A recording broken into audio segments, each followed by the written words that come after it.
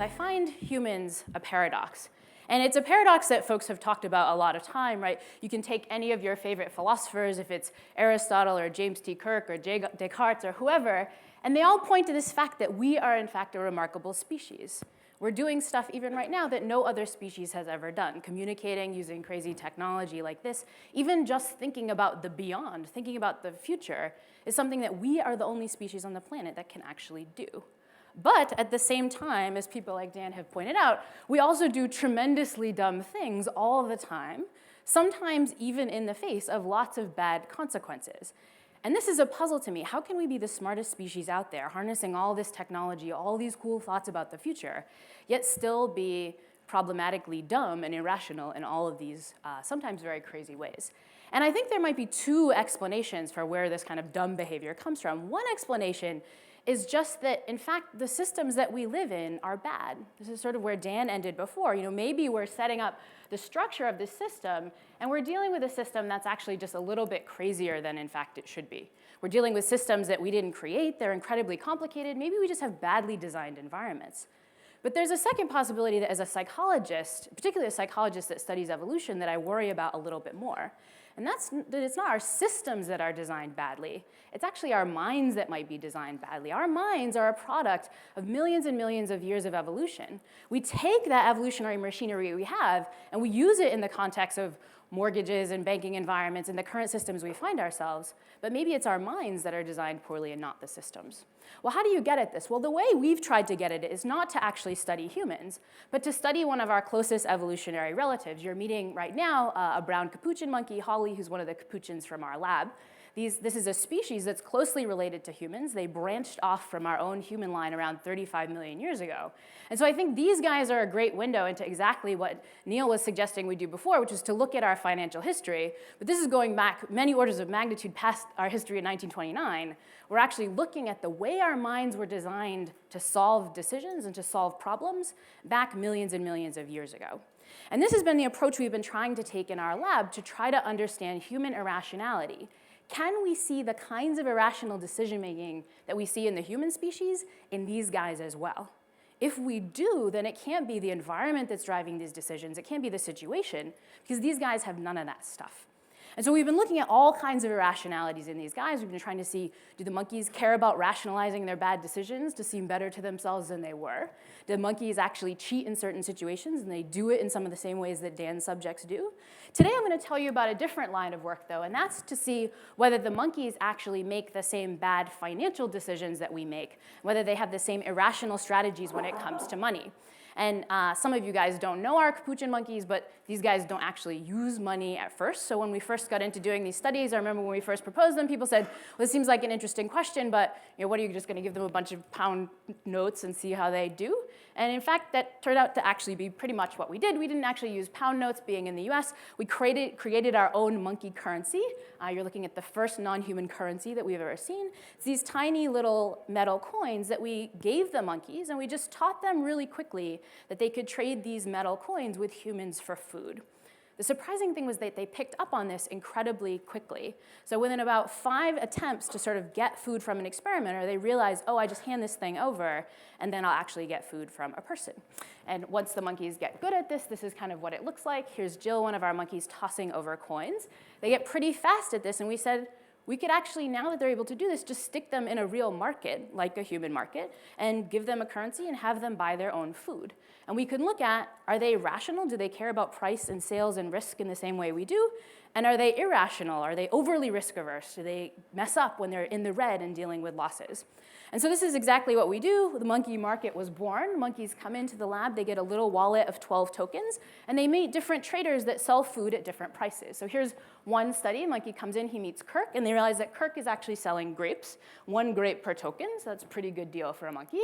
But the monkeys also then meet Justin, and they realize Justin's a bit of a better bargain. Justin is selling 2 grapes for a token. And the question is just, can the monkeys pick up on this? Do they maximize their budget? And here's just a short video of what this looks like. It's kind of a monkey eye view, but here's Holly. She's sort of looking. She's waiting impatiently with her token for the market to open. And you can see market opens, and here are her choices, 1 grape or 2. And you can see shops, best financial analysts, monkeys are proud of this. Most of our monkeys, in fact, do shop with Justin. What we find is that many of them actually shop at him at rates of 80%, and they were shockingly good with money when we first gave it to them. In fact, in the end, our analysis suggests that the monkeys are as rational with their market as we seem to be in ours. They pay attention to things like risk. They pay attention to things like price. We can make sales so that if grapes suddenly go on sale, they'll end up shopping more at guys who give them grapes. And if you look at the monkey data, as my economist colleague Keith Jen did, you would be surprised because you might think that the monkey data is exactly what you would expect for a human consumer. He's fond of showing the monkey's data to his economist friends who don't realize it's from a monkey. They think it's from an actual human market. That's sort of the good news.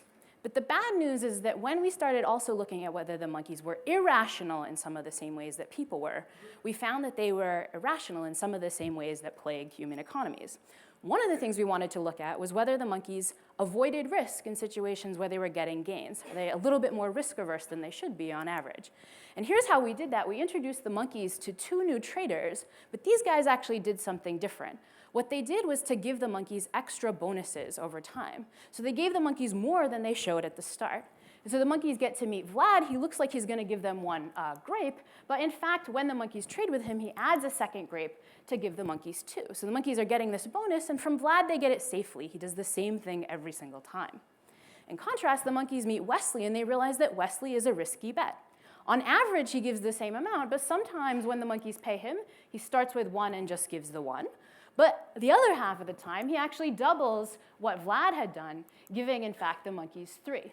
So if you're paying attention to the math on this, as we think the monkeys should be, when the monkeys get a choice between these guys, they basically get the same average payoff, but they could choose to do it by playing it safe and go with Vlad, where they know they're just going to get 2 safely, or they could go with the risky bet and go with Wesley, and actually some of the times get 1, some of the times get 3. What do we find? Well, we find that when they're dealing with bonuses, the monkeys are overly risk averse.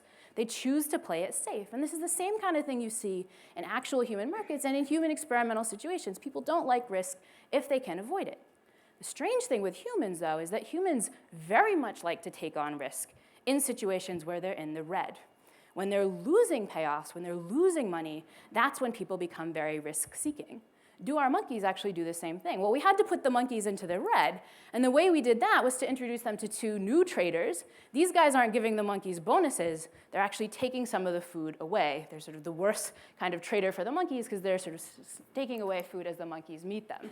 And so the monkeys meet Alex. He looks like he's a great deal because he starts with 3, but in fact, when he trades with the monkey, every single time the monkey gets a loss and goes into the red, getting only 2. So he's the safe guy. He does this all the time. Monkeys also meet Venkat. Sometimes they get no loss from Venkat, but sometimes they get a big loss from Venkat. He takes 2 away. And many of you are smirking, which shows me that you're doing the math in your head. You know this is exactly the same situation we put the monkeys in just before. We're giving them a choice between getting 2 safely from Alex, where they know they're just going to get a loss of 1, but they're getting a loss every single time, or we give them an option to avoid the loss by going with Venkat. But to do that, they have to take a risk. They have to overcome their risk aversion and choose between this risky option. What do the monkeys do? Well, surprisingly, the monkeys shift their strategy here. At exactly the same rates as humans tested in behavioral experiments, the monkeys now start choosing the risky option too. What is this actually telling us? Well, what we're learning is that the monkeys seem to have some of the same kinds of decision-making strategies and maybe irrational biases as we do. They tend to see the world in terms of whether they're in the black and in the red, and they make different decisions depending on where they stand.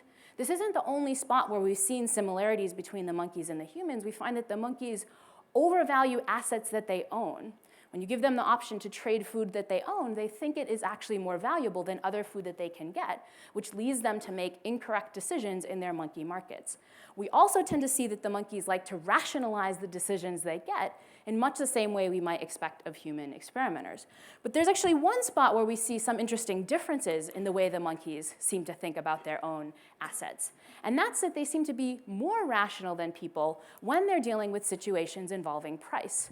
I can affect your preferences merely by telling you that the price of a watch is either $10 or $10,000. You might want to go with a $10,000 watch. You might be more impressed by that. Similarly, you might want to go out and pick a wine at the reception that's a $100 bottle of wine rather than a 50-cent box of wine.